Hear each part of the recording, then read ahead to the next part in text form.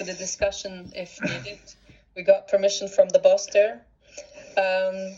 Okay, let's have a look at the questions in the chat.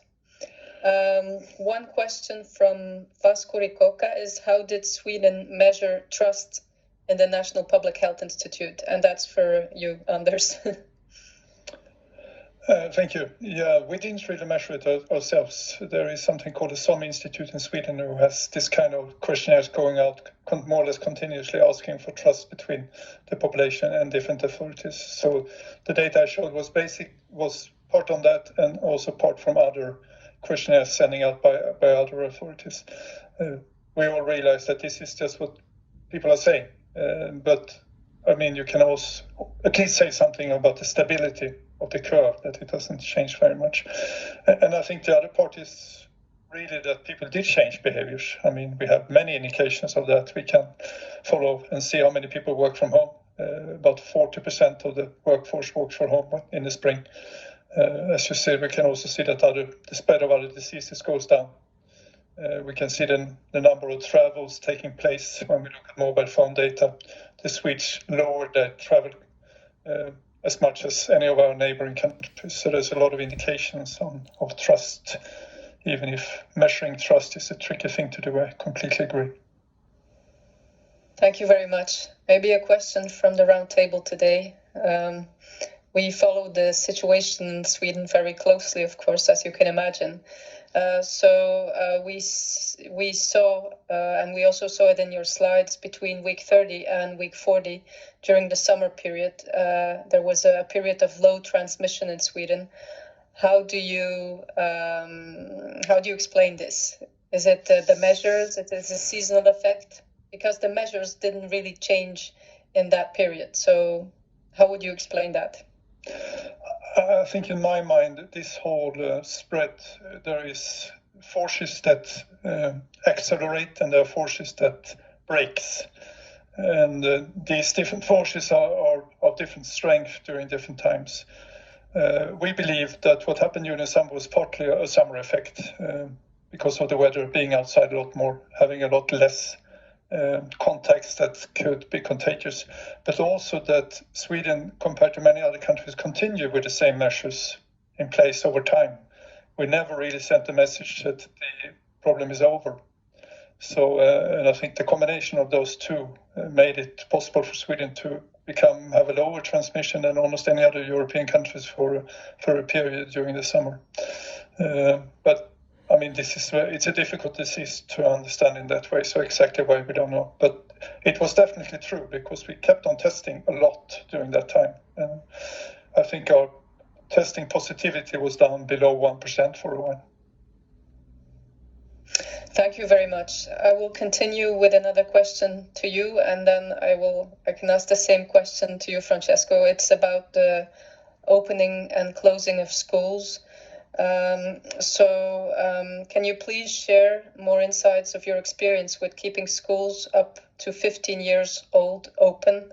How many outbreaks did you see? Why do you consider the risk to teachers and educators low? So, let's start with the last one because that's the easy one. We have a register in Sweden. We can actually look at people on individual level and see what kind of profession they have. So we can compare the risk for different professions, the risk of getting ill enough to be able to have to go into hospital. And when we do that, we can see that teachers, they have the same or lower level of risk than almost any other profession. Especially they have a lot lower level of risk than professions that need to be in their workplace, because of course there's a difference if you need to be in your workplace and if you don't. And that's also illustrated by the high school teachers having a very low level of risk during the spring when they all worked from home and didn't meet anybody. And during the fall when the risk went up because they went back to work. We had very few outbreaks in schools during the spring. We didn't test very much, I agree. The outbreaks we had, a handful of them were mainly among teachers. Our interpretation is that most of the spread in the schools among teachers takes place among teachers in the coffee breaks and other things. Is not due to them meeting children, because there is also an interesting dose response curve, we can see that the lowest risk is among preschool teachers, and then it goes up until university teachers who have the highest risk. So there's, I think, very clear and interesting dose response in that way. So yeah, now we see a fair amount of outbreaks in high schools. Obviously, there is definitely it's not an on-off phenomena. It's a gradient among children. The younger the children are, the less sick they get, but also the less they spread the disease among themselves. And the older they get, and obviously when you get up to high school, we have some fairly big outbreaks in some of the high schools. They don't get very ill, but they get sick enough to be noticeable. But it also, sometimes the schools then send a class or two home for a week or two, and then the whole thing stops. So it has not created any major problems. Thank you very much. Francesco, could you elaborate on the Italian approach towards closing schools and any outbreaks in school settings? Yes, thank you very much for giving me the opportunity to talk about school, because it has been a very important topic in our country, of course, like in other countries, because of course education is crucial. It is considered crucial for the children, but also for the families, because if the children stay at home, in particular under the same age, so one age is one certain age, of course we have issues also for the family, for fathers and for mothers and so on. And so the approach was to have a very clear and very specific procedures, preventive procedures for the reopening of the school. So there was an agreement between the health ward and the school ward, also the union trades of the schools, on the measure to take place in the schools, very precise, approved and by the scientific technical committee. The same with the document that I showed very briefly before. There was a document in which all the scenarios of the possible outbreaks were in some way pictured, and in these scenarios were very well written what were the public health measures and all the kind of actions that both school and local public health authorities had to put in place. And we tried to make closer the school of the ward and the public health school at the local level. That was not or in the ordinary ward in Italy. So of course the recommendation about masks, about hygiene, about social distancing were given, and the school manager of course implemented that in every way. So in some way the school is like some working place, or the working place in which there are preventive measures very well precisely designed and respected, was not a place in which the outbreak were too much. We also observed very few outbreaks. The National Public Health Institute is studying this in the school. In particular, the issues were mainly in what happened before and after school, because of course outside of this very protected environment like school and other protected environment, of course not always the compliance to the three pillars of the prevention are the same. And then another very important things on which we are talking and discussing about is the impact of the reopening of school while reopening also working place and so on with the public transport, because while the little children went to school in their area or their district usually, and with their parents or grandfather parents that put them to the school, young people are independent, so use the public transport, and so it's not easy in some way to reduce the number of people in the public transportation and so on. Okay, thank you, Francesco. I'm jumping in to tell everybody that we have the whole panel available here for you for another 5 minutes or so. So if there are questions to some of the others as well, I think that could be fine. I have a question that had just come in about the situation connected to this question of compensation from work. Which role does that play when it comes to really keeping people out of being at work when you have symptoms? It might be good to have a comment from Scotland and one from Sweden on that. Anders first. Okay, no, I think it's really important because some of the people that are worst affected are people with less economic resources. So that's very important to make it possible for them to stay home. And it's also many of the people working in the long-term care facilities are also in that group. And once again, that's a group of people that we really want them to stay at home and have the best possibility for them to actually stay at home. So I think that was a really important measure that the government put in place. Previously, you had the first day you stayed at home, you didn't get compensated, but from the second day you got compensated. Now you get compensated from the first day. It might sound like a small difference for some of us, but for many of these people, it was a really big thing. So I think it was really important. Thank you. How is it in Scotland, Devi?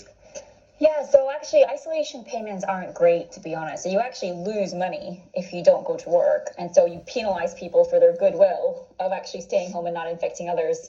But we have been trying experiments. So for example, there was a factory outbreak and they were finding that they wanted everyone working in the factory to isolate and compliance was low.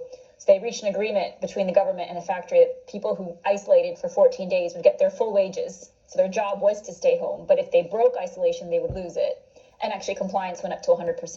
So I think it comes back to kind of, financially pay people for an act of goodwill. Emotionally, what do they need? Is it phone calls? Is it care packages, essential goods? What do they need? And third, I know New York City has been very successful in offering hotel rooms and managed isolation outside the home to try to break, especially in crowded flats, getting out. So those are things.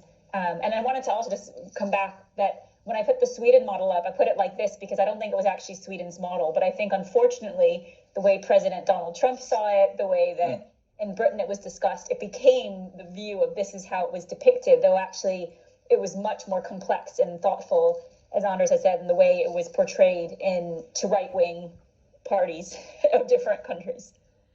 I'm happy you're not taking Trump as the truth sayer in this. Okay, a couple of more questions from you, Vicky, before we end off. Maybe one question that was put in the chat as well as on the long-term care facilities. The two countries have different approaches, but both had major issues in long-term care facilities. I would like to hear your views on the approaches there. Since I'm the quickest talker, let me start. There was a specific question for you, so you can answer if you would like to.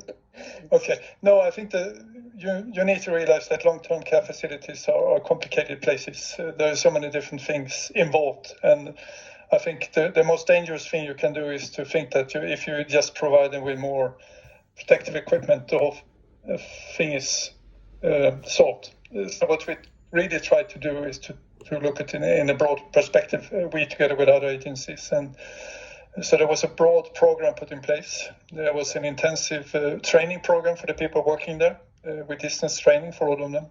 Better protective equipment were put in place. The incentive to stay home when you had symptoms were put in place.